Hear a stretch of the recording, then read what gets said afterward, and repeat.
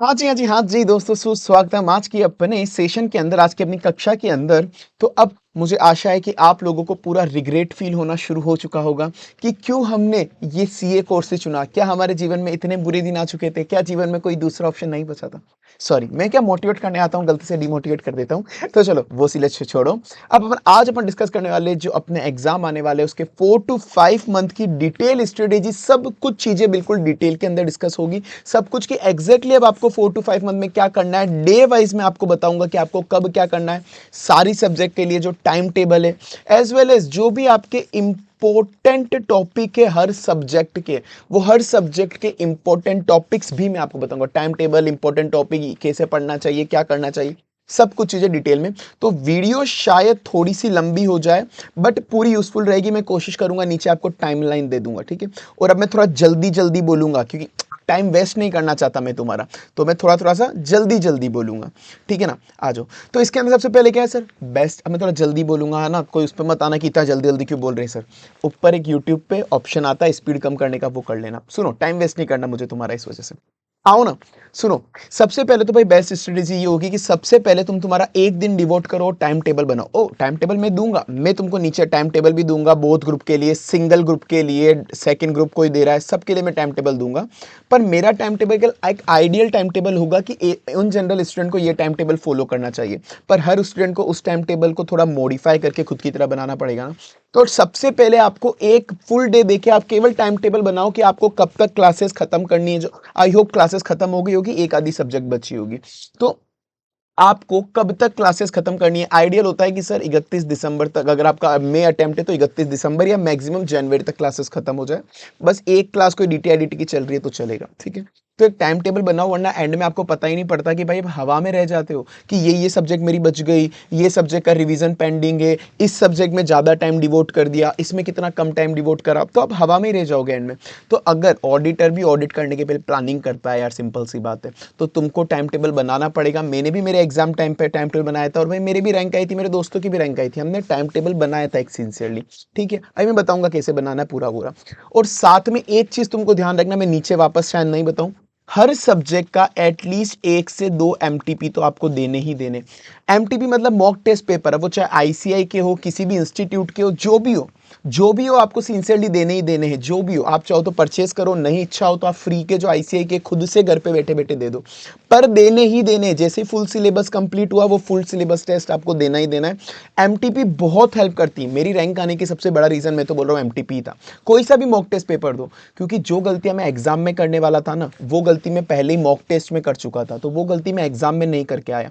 मुझे पता पड़ा 3 घंटे में सिंसियरली बैठ के पेपर लिख भी सकता हूँ या नहीं लिख सकता, मैं कहाँ पे क्या क्या गलतियां करता हूँ, ये सब चीज़ें एमटीपी ही आपको देगी। तो मॉक टेस्ट बहुत इंपॉर्टेंट है, ये आपके मार्क्स बहुत ज़्यादा इंप्रूव करेगा, इसको स्टार मार्क कर लो। खुद की गलती तुमको आइडेंटिफाई करनी पड़ेगी, ये चलो मैं बताऊंगा। अब बाकी अभी बात, अब अपन नीचे सब्जेक्ट वाइज एक बार बात करते हैं, चलो ठीक है। नीचे आ जाओ।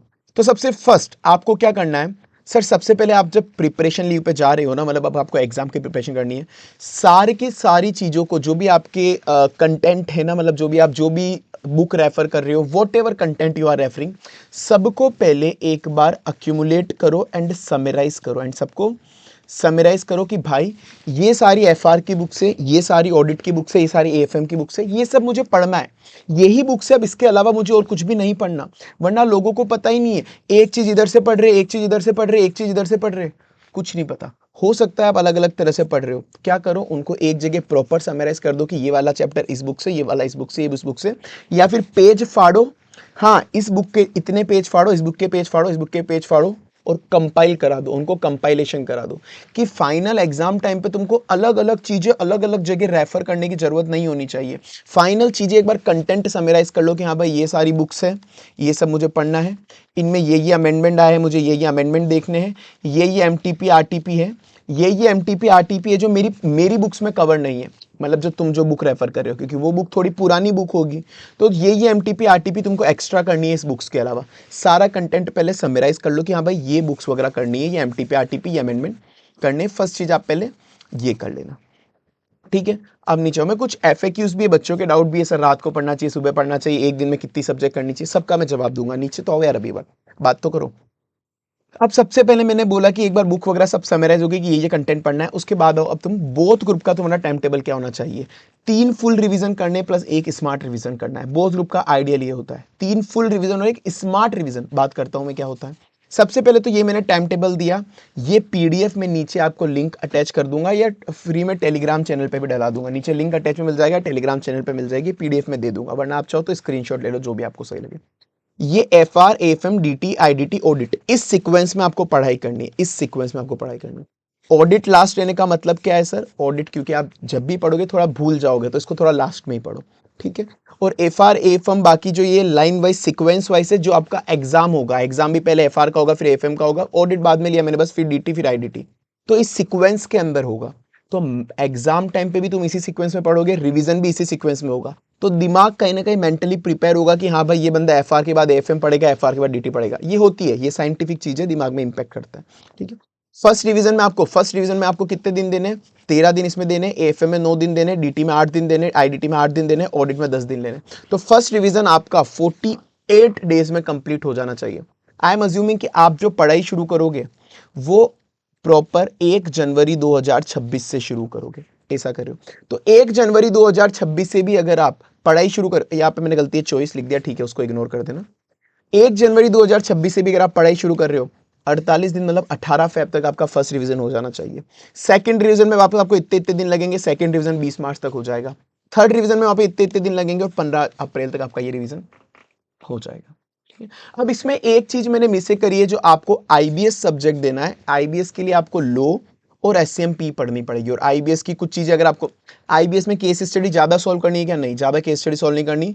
थोड़ी बहुत जो आईबीएस की केस स्टडी है, केवल 1 2 3 4 इतनी केस स्टडी सॉल्व कर लेना, जाके आपको पेपर का पैटर्न पता पड़ जाए कि एग्जाम में किस तरह की केस स्टडी आती है। बाकी ज्यादा केस स्टडी सॉल्व मत करना, आईबीएस में ज्यादा वो वाला टाइम मत वेस्ट करना। अगर ये सारी सब्जेक्ट आती है तो आईबीएस तुमसे हो जाएगा, ये नहीं आती तो आईबीएस नहीं होगा, बिल्कुल सिंपल बात है। पर आईबीएस के अंदर लो और एससीएमपी भी आती है, तो लो एससीएमपी भी तुमको पढ़ना पड़ेगा। ये ना 25 से 30 मार्क्स का लो और एससीएमपी आता है, तो या तो आप इसको 1 2 घंटे डेली दो, या फिर मैंने ऑलरेडी यहाँ पर बहुत ज़्यादा टाइम दिया है तुमको, तो इधर से 1 2 दिन निकालो और लो और एससीएमपी की प्रिपरेशन करो। इधर से 1 2 दिन निकालो, इधर से 1 2 दिन निकालो, जहाँ से भी लगे, ठीक है। या तो इनको डेली पढ़ो, या फिर वही मैंने मतलब कुछ एक्स्ट्रा टाइम दिया है आपको। तो 15 अप्रैल प्लस 3 4 दिन आप इसमें दे देना, आईबीएस में लो एससीएमपी वगैरह ये सब मिलाकर ये कर लो। अब ये हो गए अपने 3 फुल रिवीजन। अब उसके बाद करते हैं अपना स्मार्ट रिवीजन कैसे करना है। फोर्थ वाला आपका स्मार्ट रिवीजन होगा। अब अपने पास ज्यादा टाइम नहीं बचा कि अपन फोर्थ वाला पूरा रिवीजन कर लें। तो स्मार्ट रिवीजन में आपको क्या करना है? अब आपको क्या करना है, जो भी सब्जेक्ट है एफआर को तो पहले भूल जाओ, एफआर को भूल जाओ, क्योंकि अब मैं बताता हूं क्यों भूलना है एफआर को, पर अभी भूलो, अभी एफआर को भूल जाओ। अब अपनी बात है एएफएम उठाओ। एएफएम के जो भी टॉप क्वेश्चन है ना, उनको एक दिन पहले या तो 1 डे या फिर 0.5 डे हैंड रिटन प्रैक्टिस करो, क्योंकि एएफएम ऐसी सब्जेक्ट है जिसके अंदर तुम क्वेश्चन को सॉल्व करते वक्त बहुत ज्यादा गलतियां करते हो। तो एएफएम के जो भी टॉप क्वेश्चन है उनको हैंड रिटन प्रैक्टिस करो, जो भी तुमने इंपॉर्टेंट क्वेश्चन टिक मार्क करे हुए, ठीक है। साथ में एएफएम की थ्योरी भी करो, साथ में एएफएम की थ्योरी भी करो, क्योंकि थ्योरी भी 10 से 15 मार्क्स की आती है एएफएम के अंदर, तो एएफएम की थ्योरी भी करो। ये इसलिए करना है क्योंकि भाई लास्ट के 1.5 डे पे, लास्ट के 1.5 डे पे जब तुम एएफएम रिवाइज करोगे, तब कोई भी क्वेश्चन हाथ से प्रैक्टिस नहीं होगा, और थ्योरी करने के लिए भी कम टाइम होगा, थ्योरी भी उस वक्त शायद सही से रिवाइज नहीं कर पाओगे। तो ये जस्ट तुमने एग्जाम के पहले ही अगर ये चीजें रिवाइज कर ली, एग्जाम के जस्ट पहले ही अगर ये चीजें रिवाइज कर ली ना, तो 1.5 डे में फटाफट फटाफट चीजें निकल जाएगी तुम्हारी, ये चीज ध्यान रखना। फिर सेम एएफएम के आपने 1 डे में टॉप क्वेश्चन और थ्योरी कर ली। सेम फिर मेरे को जैसे दिक्कत होती थी जीएसटी में, कस्टम और एफटीपी होते इजी है, पर बहुत ज्यादा प्रोसीजरल पार्ट है, बहुत ज्यादा थ्योरेटिकल और प्रोसीजरल पार्ट है। तो एक दिन लेके या 0.5 डे लेके कस्टम और एफटीपी को भी दिमाग में घोट लो, ताकि जब आईडीटी का 1.5 डे रहेगा, तब ये कस्टम एफटीपी तुम्हें याद रहेंगे कि हाँ कुछ दिन पहले ही तो पढ़े थे, तो फटाफट फटाफट हो जाएगा 1.5 डे में रिवीजन। और सेम सर, ऑडिट भी एक बार 2 दिन देके पूरी कर लो। तो ये मेरी स्ट्रेटेजी थी फोर्थ स्मार्ट रिवीजन की। अगर तुमको लग रहा है कि कोई भी सब्जेक्ट का कोई सा भी टॉपिक ऐसा है जो तुम बाद में सही से रिवाइज नहीं कर पाओगे, जैसे डायरेक्ट टैक्स का इंटरनेशनल टैक्सेशन हो गया, इंटरनेशनल टैक्सेशन वगैरह, तो वो भी इधर तुम चाहो तो रिवाइज कर सकते हो, कि 1.5 डे में उस वक्त अच्छे से नहीं कर पाओगे, तो अभी एक बार कर लो उसको अच्छे से रिवाइज। ये हो गया तुम्हारा स्मार्ट रिवीजन, जो भी हार्ड और इंपॉर्टेंट चीजें थी वो कर ली, ठीक है। अब एफआर को मैंने क्यों बोला, क्योंकि भाई एफआर के अंदर 1.5 डे वाली कोई दिक्कत ही नहीं है। FR first paper, FR first paper है, तो 15 अप्रैल तक अपना 3 रिवीजन हो गए, 2 4 दिन तुमने इधर दिए, 2 4 दिन इधर दिए, तो भी अभी तुम्हारे पास अच्छे दिन बाकी है, अच्छे दिन बाकी है। तो अब तुम क्या करो, अब प्रिपरेशन शुरू करो फाइनेंशियल रिपोर्टिंग के एफआर की एग्जाम के लिए। ऑन एंड अप्रोक्स शायद तुम्हारे 2 मई से पेपर है।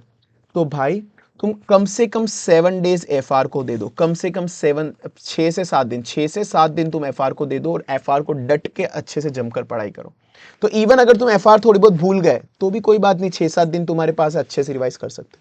ठीक है, तो ये तुम्हारी स्ट्रेटेजी होनी चाहिए। और एफआर का पेपर जब भी तुम देने जाओगे तो एफआर के 10 दिन पहले एक एमटीपी एफआर की भी देके चले जाना। और स्पेसिफिकली जो सीएफएस वाले क्वेश्चन होते हैं, कंसोलिडेटेड फाइनेंशियल स्टेटमेंट वाले क्वेश्चन है या बिजनेस कॉम्बिनेशन वाले क्वेश्चन है, जो आपको पता है कि एग्जाम में आने ही आने, तो वो एक हैंड रिटन प्रैक्टिस करके ही जाना।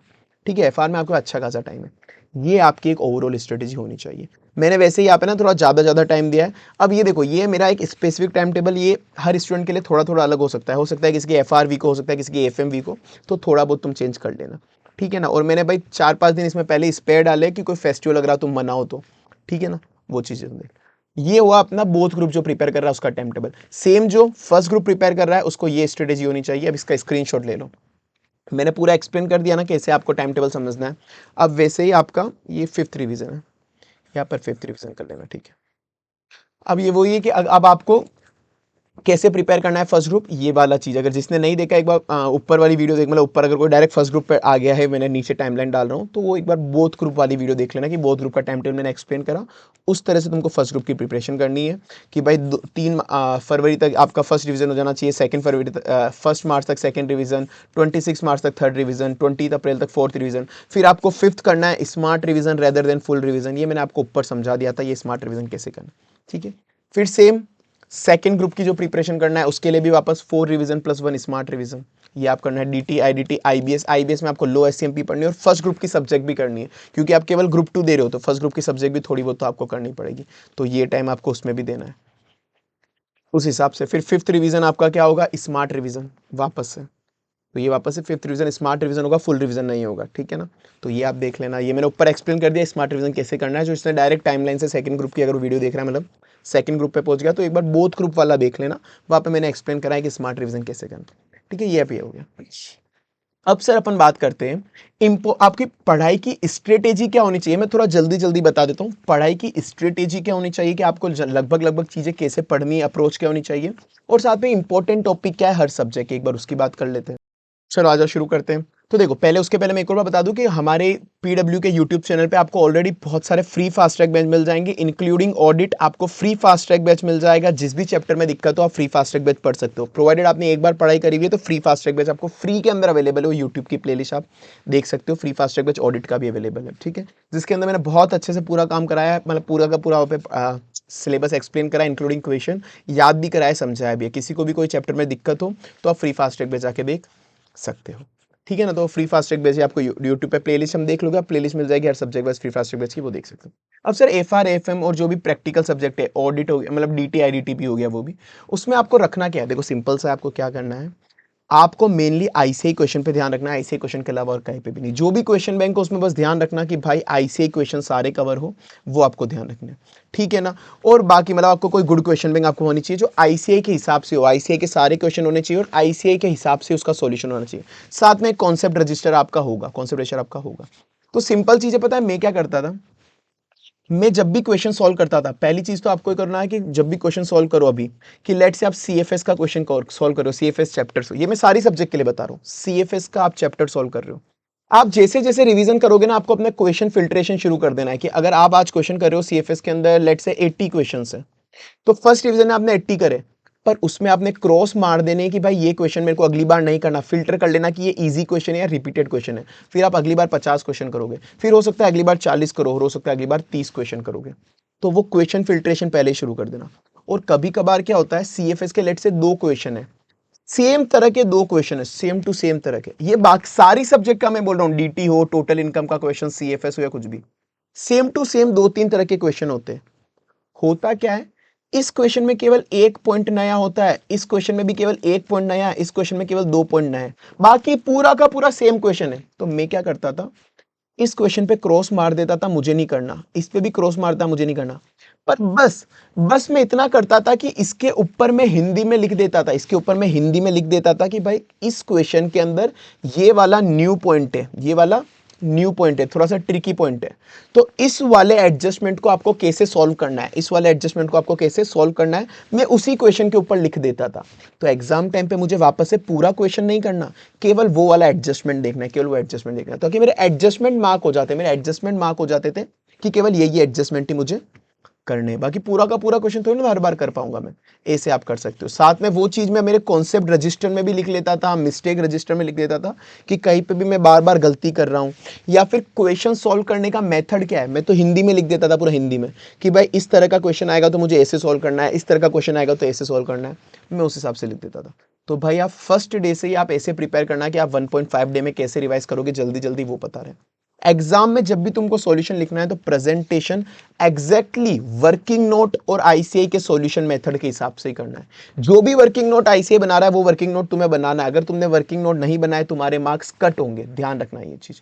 और जो भी मतलब आधी बार ऐसा होता है कि मेन सॉल्यूशन का 3 मार्क है पर वर्किंग नोट का 5 मार्क है, ऐसा भी हो जाता है। ध्यान रखना है, वर्किंग नोट बनाने और जो सॉल्यूशन मेथड करना है वो एज पर आईसीआई के हिसाब से करना है, तो ही मार्क्स मिलेंगे। कॉपी चेक करने वाला मूर्ख है, उसको बाकी चीजें समझ नहीं आती, सिंपल चीजें हैं, ठीक है ना। और बाकी मैंने बता दिया मॉक टेस्ट देना ही देना है, मैंने ये भी बता दिया तुमको। अगर तुम वर्स्ट से वर्स्ट केस भी देखो, वर्स्ट से वर्स्ट केस कि तुम्हारे पास ज्यादा टाइम नहीं है, ज्यादा चीजें प्रिपेयर नहीं कर सकते, ज्यादा चीजें प्रिपेयर नहीं कर सकते, तुमको पता है क्या करना है? सारी सब्जेक्ट के लिए मैं बोल रहा हूं, मतलब इस पे प्रैक्टिकल सब्जेक्ट जो भी है, स्पेसिफिकली एफआर और एएफएम, स्पेसिफिकली एफआर एफएम, बाकी मैं सबका ही बोल रहा हूं। आईसीआई एसएम के क्वेश्चंस उठा लो, वर्स्ट टू वर्स्ट केस बता रहा हूं मैं, क्योंकि तुम्हारा बहुत गंदा हाल है। आईसीआई एसएम के क्वेश्चन उठा लो, जो भी आईसीआई स्टडी मटेरियल में जो भी इलस्ट्रेशन है और जो जस्ट पीछे नहीं होते टेस्ट योर नॉलेज वाले क्वेश्चन, वो आईसीआई स्टडी मटेरियल के क्वेश्चन उठा लो, प्लस लास्ट तीन अटेम्प्ट की RTP MTP and past paper, RTP MTP and past paper, ये कर लो।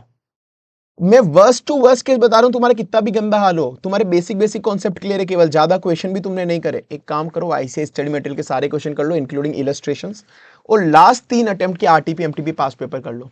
तुम्हारे पासिंग मार्क्स आने से कोई नहीं रोक सकता। पेपर इतना तो रिपीटेड आता ही आता है, पेपर इतना तो रिपीटेड आता ही आता है कि तुमको ये चीजें पासिंग मार्क्स दिला देगी, आराम से दिला देगी, आराम से। तो इवन चाहे पेपर कितना भी नया हो पर इतना रिपीटेड तो होगा ही होगा, ये चीज ध्यान रखना। तो ठीक है ना, चलो। तो ये तुम्हारा एक मास्टर मतलब रामबाण होना चाहिए कि तुम्हारी कितनी भी हालत खराब है पर ये क्वेश्चन तो करके ही करके जाना, ठीक है सर। अब ये देखो, अब मैं ये चीजें एक्सप्लेन नहीं कर पाऊंगा, अब ये मैं तुमको पीडीएफ प्रोवाइड करा दूंगा, ये पूरी की पूरी पीडीएफ मैंने बोला है तो नीचे लिंक अटैच करा दूंगा, टेलीग्राम चैनल पे दे दूंगा। ये सारे एफआर के इंपॉर्टेंट टॉपिक है, कैसे करना है, जैसे बड़े चैप्टर ये सारे पहले ये कर लेना, ठीक है ना, ये वाले बड़े चैप्टर है। फिर जो स्मॉल चैप्टर है छोटे छोटे, इसके अंदर तुम केवल मॉड्यूल के क्वेश्चन कर लोगे ना, मॉड्यूल वाले क्वेश्चन तो भी काफी है। मॉड्यूल के क्वेश्चन कौन से, ए कैटेगरी में ये, बी कैटेगरी में, सी कैटेगरी में ये, केवल मॉड्यूल के क्वेश्चन कर लोगे इनमें तो भी चल जाएगा। और बाकी एएफएम के अंदर सर, एएफएम में ए कैटेगरी जो 60 मार्क्स ऑलमोस्ट कवर करती है वो ये सारे चैप्टर है, ये सारे चैप्टर ऑलमोस्ट 60 मार्क्स कवर कर लेते हैं, ठीक है ना। और इसकी थ्योरी भी आपको करनी पड़ेगी, थ्योरी आपको सारे चैप्टर ही करनी है, पर सबसे पहले specific securitisation and startup finance, इनकी 5-5 मार्क्स की इनकी थ्योरी तो आई जाती है। और सिक्योरिटी एनालिसिस से तो प्रैक्टिकल सम भी आ सकता है और रिस्क मैनेजमेंट से भी प्रैक्टिकल सम भी आ सकता है, तो ये आपको करना ही करना है। बी कैटेगरी में कौन से चैप्टर है, ये वाले बी कैटेगरी में, और सी वाले में भी ये वाले चैप्टर है, ठीक है। ऑडिट के अंदर भी सर क्या करना है, सर सीधी बात है, ऑडिट के अंदर समझना भी है, याद भी करना है। तुमको कहीं पे भी कोई दिक्कत आ रही हो, मैंने फ्री में नोट्स टेलीग्राम चैनल पे डाले हुए, जो भी चैप्टर के नोट्स चाहिए टेलीग्राम चैनल पे मिल जाएंगे। साथ में यूट्यूब पे आपको फ्री फास्ट ट्रैक बैच भी मिल जाएगा, बात ही खत्म। अब इससे ज्यादा मैं बात नहीं कर रहा। यूट्यूब पे फ्री नोट मिल जाएंगे हर चैप्टर के इंक्लूडिंग क्वेश्चंस, पूरे 4 टेबुलर फॉर्मेट में, बिल्कुल वही करना है, उसके अलावा और कुछ मत करना। सॉरी, नोट्स मिल जाएंगे टेलीग्राम चैनल पे, और यूट्यूब पे आपको फ्री में वीडियोस भी मिल रही, बस बात खत्म। और सर बाकी ऑडिट की पूरी डिटेल स्ट्रेटेजी मैंने अलग से सेपरेट डाली हुई है, किसी को केवल ऑडिट की स्ट्रेटेजी देखनी है उसकी मैंने सेपरेट वीडियो डाली हुई है, आप वो देख सकते हो। ये सबसे मोस्ट इंपॉर्टेंट है। स्टैंडर्ड्स ऑन ऑडिटिंग और जो अदर एंगेजमेंट स्टैंडर्ड आते हैं चैप्टर नंबर 1 से लेके 11, स्टैंडर्ड्स ऑन ऑडिटिंग और जो अदर एंगेजमेंट स्टैंडर्ड है वो आपके लगभग 55 मार्क्स के आते हैं। उसके वो सारे इंपॉर्टेंट है, वो सारे इंपॉर्टेंट है, नहीं भाई ये इंपॉर्टेंट है, सॉरी हाँ ये इंपॉर्टेंट है, वो सारे इंपॉर्टेंट है, पर ये वाले उनमें से और ज्यादा इंपॉर्टेंट है कि भाई इसमें से तो 5 मार्क्स का आ ही जाता है, इसमें से इनमें से 5 मार्क्स का आ जाता है। तो अगर आप ये अच्छे से कर लो, प्लस प्रोफेशनल एथिक्स पूरा का पूरा अच्छे से कर लो जो 20 से 22 मार्क्स का आता है, तो 75 मार्क्स तो तुम्हारे यहाँ पर ही कवर हो गए। 75 मार्क तुम्हारे यहाँ पे ही कवर हो गए। फिर कारो 5 मार्क का, ESG SDG 5 मार्क का, बैंक ऑडिटोग्राफ 5 मार्क के, इस तरह के, ठीक है। इंटरनल बिल्कुल एंड में कर लेना। और चैप्टर नंबर वो नहीं है कि 3 या 4 जो रिस्क असेसमेंट वाला है, रिस्क असेसमेंट इंटरनल कंट्रोल वाला पार्ट है, उसको बिल्कुल एंड में जितना टाइम मिले वो दे देना, ज्यादा दिमाग मत लगाना। डिजिटल ऑडिट से क्वेश्चन तो आते हैं, पर ये बहुत बड़ा चैप्टर है, पूरा हो पाए तो ठीक है, वरना मैं अभी नीचे इंपॉर्टेंट क्वेश्चंस की लिस्ट दे रहा हूँ, वो कर लेना। इंपॉर्टेंट क्वेश्चन की लिस्ट कौन सी है सर? नीचे हो। जैसे ये FR के टॉपिक, FM के टॉपिक, ऑडिट के टॉपिक मैंने बता, अब ये ऑडिट के, ये ऑडिट ऑडिट ऑडिट, ये रहा मोस्ट इंपॉर्टेंट, जो ए से 800, ऐसे ही SRS SRE। बच्चे जो बहुत ज्यादा कंफ्यूज होते हैं ना कि यार इतना सारा कैसे करें, इन सब के मैंने इंपॉर्टेंट टॉपिक की लिस्ट दे दी है कि ये इंपॉर्टेंट टॉपिक कर लेना, और इसकी PDF चाहिए आपको तो भी मैं टेलीग्राम चैनल पे फ्री में दे चुका हूँ, ठीक है ना। केवल ये टॉपिक कर लो, बाकी केवल रीड मार लेना, बाकी ऐसे स्किप मत करना, बाकी रीड मार लेना, पर ये वाले टॉपिक अच्छे से कर लो। इस ऐसे के ये, इस ऐसे के ये, इस ऐसे के ये, इस SRS के ये वाले टॉपिक, ये वाले टॉपिक, ESG SDG के ये वाले टॉपिक अच्छे से कर लो, और डिजिटल ऑडिट के बस ये वाले टॉपिक अच्छे से कर लो। बस इतना कर लोगे तुम्हारा काम बन जाएगा, ठीक है ना। बस इतना इतना तुम कर लोगे तुम्हारा काम बन जाएगा, ये चीज तुमको ध्यान रखनी, ठीक है। और सर एक दिन में मेरा सजेशन यही रहता है कि एक दिन में तुमको एक ही सब्जेक्ट उठानी चाहिए, ज़्यादा सब्जेक्ट मिक्स एंड मैच मत करो। बस ऐसा है कि ऑडिट को तुमको रेगुलर बेसिस पे पढ़ना है, तो ऑडिट को रोज रात को 1 घंटा दे दिया करो। तुम चाहो या तो मेरी वीडियो या जो भी टीचर से तुम पढ़े हुए हो, आधे से 1 घंटा उनकी वीडियो सुन लो। अगर खुद से नहीं हो पा रही रोज का 1 घंटा ऑडिट, तो कोई बात नहीं, किसी भी टीचर की मैराथन वीडियो वगैरह कुछ भी सुन लो, हो जाएगा उससे, ठीक है। तो ऑडिट को रेगुलर टेस्ट देना है, एक दिन में एक सब्जेक्ट देना है। सर रात को पढ़ना है या सुबह पढ़ना है? जो तुमको अच्छा लगे वो पढ़ना, जो तुमको बॉडी को अच्छा पड़ता है। मैं रात को पढ़ता था, मेरे कुछ दोस्त सुबह पढ़ते थे, दोनों के रैंक आ गई, कोई फर्क नहीं पड़ता उन चीज़ों से, ठीक है ना, जो तुमको अच्छा। और कोई स्पेसिफिक क्वेश्चन अगर आपके हो तो मुझे क्वेश्चन आप कमेंट सेक्शन पूछ लेना, मैं उसका जवाब दे दूंगा, ठीक है। बाकी मैं PDF आपको शेयर करा दूंगा। Okay, bye bye, best of luck.